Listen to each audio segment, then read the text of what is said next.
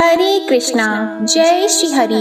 ओम नमः शिवाय। आप सभी का दिन शुभ और मंगलमय हो और भगवान श्री कृष्ण आपकी सभी मनोकामनाएं पूर्ण करें। इससे पहले के अध्याय में आपने जाना था कि भगवान शिव ने माता पार्वती से श्री राधा रानी के षोडशोपचार पूजन का महत्व बताया था।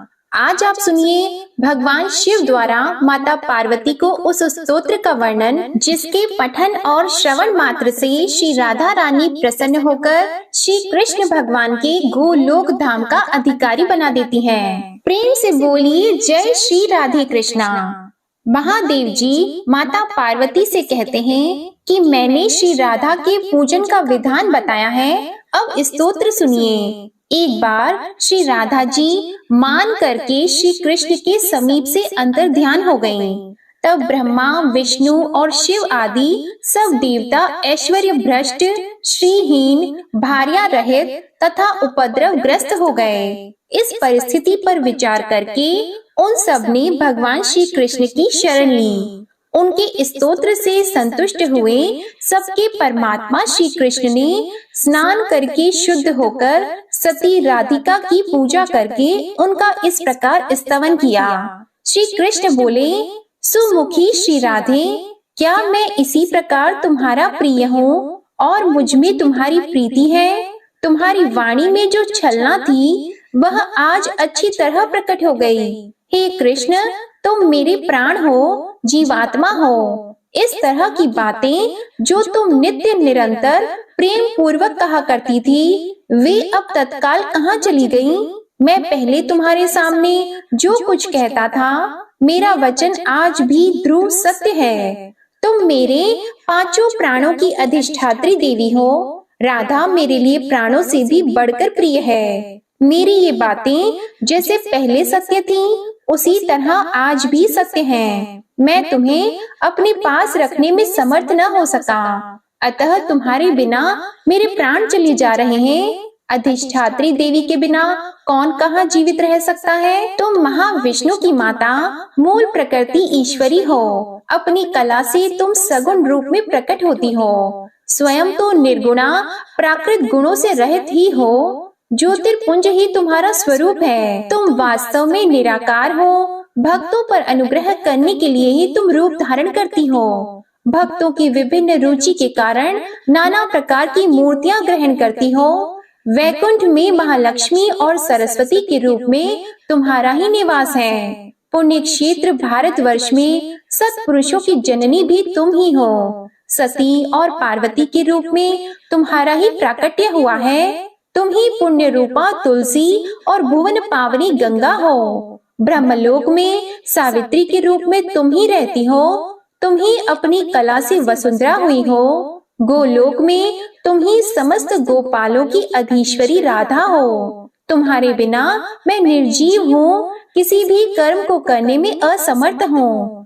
तुम्हें शक्ति के रूप में पाकर ही शिव शक्तिमान है। तुम्हारे बिना वे शिव नहीं शव हैं। तुम्हें ही वेद माता सावित्री के रूप में अपने साथ पाकर साक्षात ब्रह्मा जी वेदों के प्राकट्य कर्ता माने गए हैं। तुम लक्ष्मी का सहयोग मिलने से ही जगत पालक नारायण जगत का पालन करते हैं। तुम ही दक्षिणा रूप से साथ रहती हो, इसलिए यज्ञ फल देता है। पृथ्वी के रूप में तुम्हें मस्तक पर धारण करके ही शेषनाग सृष्टि का संरक्षण करते हैं। गंगाधर शिव तुम्हें ही गंगा रूप में अपने मस्तक पर धारण करते हैं। तुमसे ही सारा जगत शक्तिमान है। तुम्हारे बिना सब कुछ शव के समान है। तुम वाणी हो, तुम्हें पाकर ही सब लोग वक्ता बनते हैं। तुम्हारे बिना पौराणिक सूत भी मूक हो जाता है। जैसे कुम्हार सदा मिट्टी के सहयोग से ही घड़ा बनाने में समर्थ होता है, उसी प्रकार तुम प्रकृति देवी के साथ ही मैं सृष्टि रचना में सफल होता हूँ। तुम्हारे बिना मैं सर्वत्र जड़ हूँ, कहीं भी शक्तिमान नहीं हूँ। तुम ही सर्व शक्ति स्वरूपा हो, अतः मेरे निकट आओ। अग्नि में तुम ही दाहिका शक्ति हो। तुम्हारे बिना अग्नि दाह कर्म में समर्थ नहीं है। चंद्रमा में तुम ही शोभा बनकर रहती हो। तुम्हारे बिना चंद्रमा सुंदर नहीं लगेगा। सूर्य में तुम ही प्रभा हो। तुम्हारे बिना सूर्य देव प्रभा पूर्ण नहीं रह सकते। हे प्रिय, तुम ही रति हो, तुम्हारे बिना कामदेव कामिनियों के प्राण वल्लभ नहीं हो सकते। इस प्रकार श्री राधा की स्तुति करके जगत प्रभु श्री कृष्ण ने उन्हें प्राप्त किया। फिर तो सब देवता सश्रीक अर्थात सपत्नी और शक्ति संपन्न हो गए। हे गिरिराज नंदिनी, फिर सारा जगत सपत्नीक हो गया। श्री राधा की कृपा से गोलोक गोपांगनाओं से परिपूर्ण हो गया। इसी प्रकार हरि प्रिया श्री राधा की स्तुति करके राजा सुयज्ञ गोलोक धाम में चले गए। जो मनुष्य श्री कृष्ण द्वारा किए गए इस राधा स्तोत्र का पाठ करता है वह श्री कृष्ण की भक्ति और दास्य भाव प्राप्त कर लेता है, इसमें संशय नहीं है। स्त्री से वियोग होने पर जो पवित्र भाव से 1 मास तक इस स्तोत्र का श्रवण करता है वह शीघ्र ही सती, सुंदरी और सुशीला स्त्री को प्राप्त कर लेता है। जो भार्या और सौभाग्य से हीन है वह यदि 1 वर्ष तक इस स्तोत्र का श्रवण करे तो उसे भी शीघ्र ही सुंदरी, सुशीला एवं सती भार्या की प्राप्ति होती है। हे पार्वती, पूर्व काल में जब दक्ष कन्या सती की मृत्यु हो गई थी तब परमात्मा श्री कृष्ण की आज्ञा पाकर मैंने इसी स्तोत्र से श्री राधा की स्तुति की और तुम्हें पा लिया। पूर्व काल में ब्रह्मा जी को भी इसी स्तोत्र के प्रभाव से सावित्री की प्राप्ति हुई थी। पूर्व काल में दुर्वासा के शाप से जब देवता लोग श्रीहीन हो गए तब इसी स्तोत्र से श्री राधा की स्तुति करके उन्होंने परम दुर्लभ लक्ष्मी जी प्राप्त की थी। पुत्र की इच्छा वाला पुरुष यदि 1 वर्ष तक इस स्तोत्र का श्रवण करे तो उसे पुत्र प्राप्त हो जाता है। इस स्तोत्र के प्रसाद से मनुष्य बड़ी व्याधि एवं रोगों से मुक्त हो जाता है। जो कार्तिक मास की पूर्णिमा को श्री राधा का पूजन करके इस स्तोत्र का पाठ करता है वह अविचल लक्ष्मी को पाता है तथा राजसूय यज्ञ के फल का भागी होता है। यदि नारी इस स्तोत्र का श्रवण करे तो वह पति के सौभाग्य से संपन्न होती है। जो भक्ति पूर्वक इस स्तोत्र को सुनता है वह निश्चय ही बंधन से मुक्त हो जाता है। जो प्रतिदिन भक्ति भाव से श्री राधा की पूजा करके प्रेम पूर्वक इस स्तोत्र का पाठ करता है या सुनता है वह भव बंधन से मुक्त होकर गोलोक धाम में जाता है। तब श्री पार्वती महादेव जी से बोली, श्री राधा की पूजा का विधान और स्तोत्र अत्यंत अद्भुत है, उसे मैंने सुन लिया। अब राधा कवच का वर्णन कीजिए, आपकी कृपा से उसे भी सुनूंगी। श्री महेश्वर ने कहा, दुर्गे सुनो, मैं परम अद्भुत राधा कवच का वर्णन आरंभ करता हूँ। पूर्व काल में साक्षात परमात्मा श्री कृष्ण ने गोलोक में इस अति गोपनीय परम तत्व रूप तथा सर्व मंत्र समूहमय कवच का मुझसे वर्णन किया था। यह वही कवच है जिसे धारण करके पाठ करने से ब्रह्मा ने वेद माता सावित्री को पत्नी रूप में प्राप्त किया। हे सुरेश्वरी, तुम सर्वलोक जननी हो। मुझे तुम्हारा स्वामी होने का जो सौभाग्य प्राप्त हुआ है वह इस कवच को धारण करने का ही प्रभाव है। इसी को धारण करके भगवान नारायण ने महालक्ष्मी को प्राप्त किया। इसी को धारण करने से प्रकृति से परवर्ती निर्गुण परमात्मा श्री कृष्ण पूर्व काल में सृष्टि रचना करने की शक्ति से संपन्न हुए। जगत पालक विष्णु ने इसी को धारण करके सिंधु कन्या को प्राप्त किया।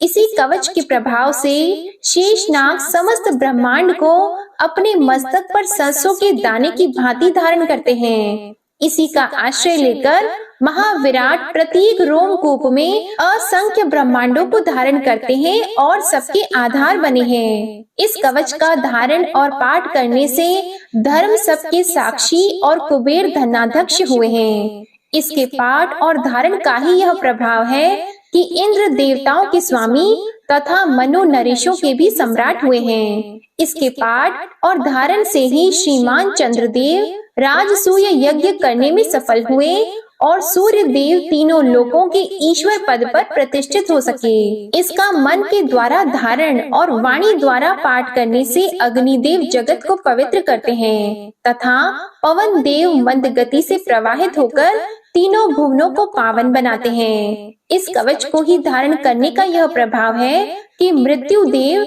समस्त प्राणियों में स्वच्छंद गति से विचरते हैं। इसके पाठ और धारण से ही सशक्त होकर जमदग्नि नंदन परशुराम ने पृथ्वी को 21 बार क्षत्रियों से सूनी कर दिया और कुंभज ऋषि ने समुद्र को पी लिया। इसे धारण करके ही भगवान सनत कुमार ज्ञानियों के गुरु हुए हैं और नर नारायण ऋषि जीवन मुक्त और सिद्ध हो गए हैं। इसी के धारण और पठन से ब्रह्मपुत्र वशिष्ठ सिद्ध हो गए हैं, कपिल सिद्धों के स्वामी हुए हैं और इसी के प्रभाव से प्रजापति दक्ष और भृगु मुझसे निर्भय होकर द्वेष करते हैं। कूर्म शेष को भी धारण करते हैं, वायुदेव सबके आधार हुए हैं और वरुण सबको पवित्र करने वाले हो सके हैं। हे शिवे, इसी के प्रभाव से ईशान दिक्पाल और यम शासक हुए हैं। इसी को धारण करके तुलसी पवित्र और गंगा भुवन पावनी हुई। इसका आश्रय लेकर ही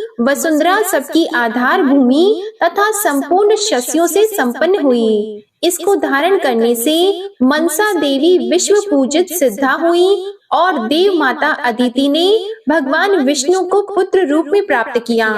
लोपामुद्रा और अरुंधति ने इस कवच को धारण करके ही पतिव्रताओं में ऊंचा स्थान प्राप्त किया तथा सती देवहूति ने इसी के प्रभाव से कपिल जैसा पुत्र पाया। शतरूपा ने जो प्रिय व्रत और उत्तानपाद जैसे पुत्र प्राप्त किए तथा तुम्हारी माता मैना ने भी जो तुम जैसी देवी गिरिजा को पुत्री के रूप में पाया, वह इस कवच का ही महात्म्य है। इस प्रकार समस्त सिद्ध गणों ने राधा कवच के प्रभाव से संपूर्ण ऐश्वर्य प्राप्त किए हैं। इस जगन मंडल राधा कवच के प्रजापति ऋषि हैं, गायत्री छंद हैं, स्वयं रासेश्वरी देवता हैं और श्री कृष्ण भक्ति प्राप्ति के लिए इसका विनियोग बताया गया है। जो अपना शिष्य और श्री कृष्ण भक्त ब्राह्मण हो उसी के समक्ष इस कवच को प्रकाशित करे। मैंने गोलोक में देखा था कि साक्षात परमात्मा श्री कृष्ण ने भक्ति भाव से अपने कंठ में इसको धारण किया था। पूर्व काल में ब्रह्मा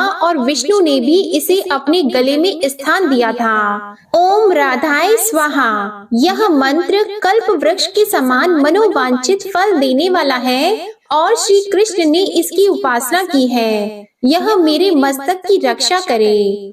ओम ह्रीम श्रीम राधिकाय स्वाहा। यह मंत्र मेरे कपाल की तथा दोनों नेत्रों और कानों की सदा रक्षा करे। ओम राम ह्रीम श्रीम राधिकाय स्वाहा। यह मंत्र राज सदा मेरे मस्तक और केश समूहों की रक्षा करे। ओम राम राधाय स्वाहा। यह सर्व सिद्धिदायक मंत्र मेरे कपोल, नासिका और मुख की रक्षा करे। ओम क्लीम श्रीम कृष्ण प्रियाय नमः।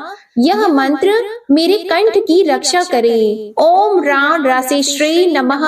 यह मंत्र मेरे कंधे की रक्षा करे। ओम राम रास विलासिनी स्वाहा। यह मंत्र मेरे पृष्ठ भाग की सदा रक्षा करे। ओम वृंदावन विलासिनी स्वाहा। यह मंत्र वक्ष स्थल की सदा रक्षा करे। ओम तुलसी वन वासिनी स्वाहा। यह मंत्र नितंब की रक्षा करे। ओम कृष्ण प्राणाधिकाय स्वाहा। यह मंत्र दोनों चरणों तथा संपूर्ण अंगों की सदा सब ओर से रक्षा करे। राधा पूर्व दिशा में मेरी रक्षा करें। कृष्ण प्रिया अग्नि कोण में मेरा पालन करें। रासेश्वरी दक्षिण दिशा में मेरी रक्षा का भार संभाले। गोपीश्वरी नेतृत्व कोण में मेरा संरक्षण करें। निर्गुणा पश्चिम तथा कृष्ण पूजिता वायव्य कोण में मेरा पालन करे। मूल प्रकृति ईश्वरी उत्तर दिशा में निरंतर मेरे संरक्षण में लगी रहे। सर्व पूजिता सर्वेश्वरी सदा ईशान कोण में मेरी रक्षा करे। महाविष्णु जननी जल स्थल आकाश स्वप्न और जागरण में सदा सब ओर से मेरा संरक्षण करे। हे दुर्गे, यह परम उत्तम श्री जगन मंगल कवच मैंने तुमसे कहा है। यह गूढ़ से भी परम गूढ़तर तत्व है। इसका उपदेश हर एक को नहीं देना चाहिए। मैंने तुम्हारे स्नेहवश इसका वर्णन किया है। किसी अनधिकारी के सामने इसका प्रवचन नहीं करना चाहिए। जो वस्त्र, आभूषण और चंदन से गुरु की विधिवत पूजा करके इस कवच को कंठ या दाहिनी बाह में धारण करता है, वह भगवान विष्णु के समान तेजस्वी हो जाता है। 100 लाख जप करने पर यह कवच सिद्ध हो जाता है। यदि किसी को यह कवच सिद्ध हो जाए तो वह आग से जलता नहीं है। दुर्गे, पूर्व काल में इस कवच को धारण करने से ही राजा दुर्योधन ने जल और अग्नि का स्तंभन करने में निश्चित रूप से दक्षता प्राप्त की थी। मैंने पहले पुष्कर तीर्थ में सूर्य ग्रहण के अवसर पर सनत कुमार को इस कवच का उपदेश दिया था। सनत कुमार ने मेरु पर्वत पर सांदीपनि को यह कवच प्रदान किया। सांदीपनि ने बलराम जी को और बलराम जी ने दुर्योधन को इसका उपदेश दिया। इस कवच के प्रसाद से मनुष्य जीवन मुक्त हो सकता है। जो राधा मंत्र का उपासक होकर प्रतिदिन इस कवच का भक्ति भाव से पाठ करता है, वह विष्णु तुल्य तेजस्वी होता है तथा राजसूय यज्ञ का फल पाता है। संपूर्ण तीर्थों में स्नान, सब प्रकार का दान, संपूर्ण व्रतों में उपवास, पृथ्वी की परिक्रमा, समस्त यज्ञों की दीक्षा का ग्रहण, सदैव सत्य की रक्षा, नित्य प्रति श्री कृष्ण की सेवा, श्री कृष्ण नैवेद्य का भक्षण तथा चारों वेदों का पाठ करने पर मनुष्य जिस फल को पाता है, उसे निश्चय ही इस कवच के पाठ से पा लेता है। राजद्वार पर, शमशान भूमि में, सिंहों और व्याघ्रों से भरे हुए वन में, दावानल में, विशेष संकट के अवसर पर, डाकुओं और चोरों से भय प्राप्त होने पर, जेल जाने पर, विपत्ति में पड़ जाने पर, भयंकर एवं अटूट बंधन में बंधने पर तथा रोगों से आक्रांत होने पर यदि मनुष्य इस कवच को धारण कर ले तो निश्चय ही वह समस्त दुखों से छूट जाता है। हे दुर्गे, हे महेश्वरी, यह तुम्हारा ही कवच तुमसे कहा है। तुम ही सर्व रूपा माया हो और छल से इस विषय में मुझसे पूछ रही हो। श्री नारायण कहते हैं, नारद, इस प्रकार राधिका की कथा कहकर बारंबार माधव का स्मरण करके भगवान शंकर के संपूर्ण अंगों में रोमांच हो आया। उनके नेत्रों से आंसुओं की धारा बहने लगी। श्री कृष्ण के समान कोई देवता नहीं है, गंगा जैसी दूसरी नदी नहीं है, पुष्कर के समान कोई तीर्थ नहीं है तथा ब्राह्मण से बढ़कर कोई वर्ण नहीं है।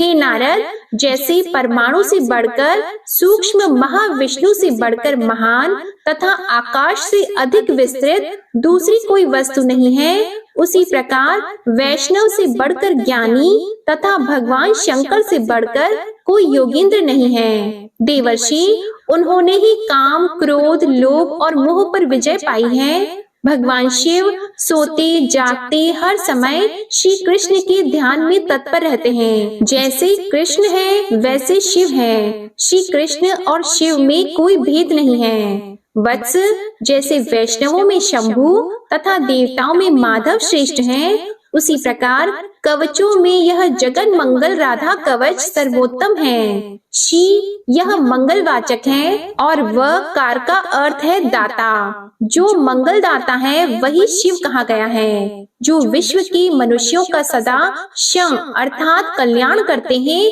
वे ही शंकर कहे गए हैं। कल्याण का तात्पर्य यहाँ मोक्ष से है। ब्रह्मा आदि देवता तथा वेदवादी मुनि ये महान कहे गए हैं। उन महान पुरुषों के जो देवता हैं, उन्हें महादेव कहते हैं। संपूर्ण विश्व में पूजित मूल प्रकृति ईश्वरी को महती देवी कहा गया है। उस महादेवी के द्वारा पूजित देवता का नाम महादेव है। विश्व में स्थित जितने महान हैं, उन सबके वे ईश्वर हैं। इसलिए मनीषी पुरुष इन्हें महेश्वर कहते हैं। हे ब्रह्मपुत्र नारद, तुम धन्य हो जिसके गुरु श्री कृष्ण भक्ति प्रदान करने वाले साक्षात महेश्वर हैं। फिर तुम मुझसे क्यों पूछ रहे हो? जय श्री कृष्णा।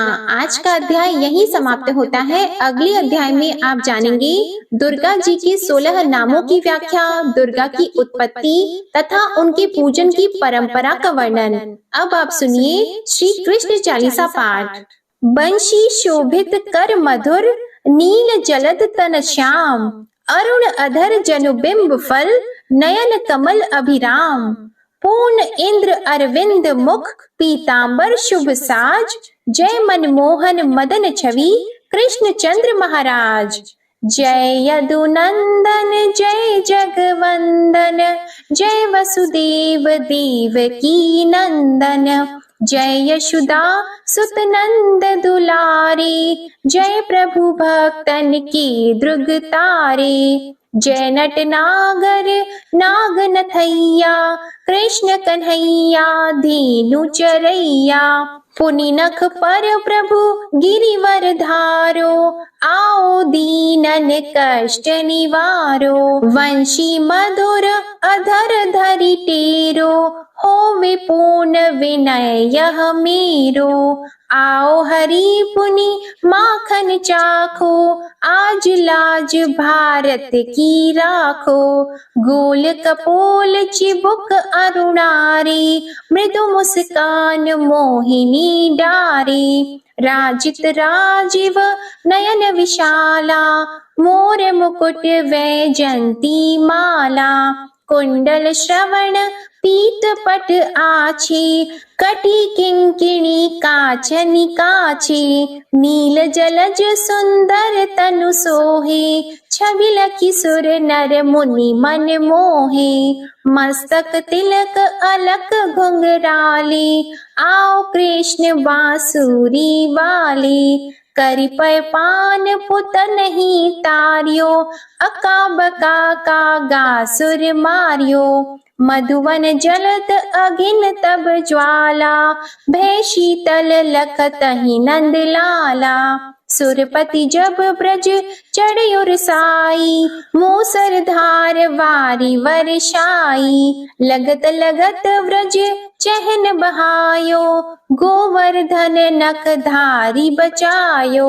लखी यशोदा मन भ्रम अधिकाई, मुख मंद 14 भुवन दिखाई। दुष्ट कंस अति उधम मचायो, कोटि कमल जब फूल मंगायो। नाथी कली यहीं तब तुम लीन है, चरण चिन्ह दे निर्भय कीन है। करि गोपिन संग रास विलासा, सबकी पूर्ण करि अभिलाषा। केतिक महा असुर संहार्यो, कंसहि केस पकड़ी दे मार्यो। मात पिता की बंदी छुड़ाई, उग्रसेन कह राज दिलाई। महिषी मृतक छहो सुत लायो, मातु देव की शोक मिटायो।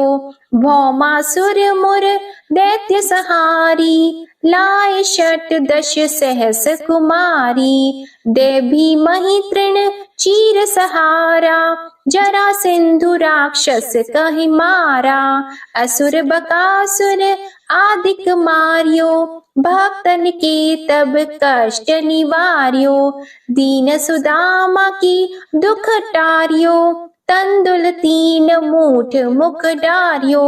श्री कृष्ण चालीसा समाप्त होती है। प्रेम से बोलिए भगवान श्री कृष्ण की जय। आपको आज की कथा और ये चालीसा पसंद आए तो वीडियो को लाइक करिएगा, शेयर करिएगा, कमेंट में भगवान श्री कृष्ण की जय लिखिएगा और चैनल को भी सब्सक्राइब करिएगा। इसी के साथ आज आप हमारे चैनल पर सोमवार व्रत की कथा भी जरूर सुनिएगा। जय श्री राधे कृष्णा।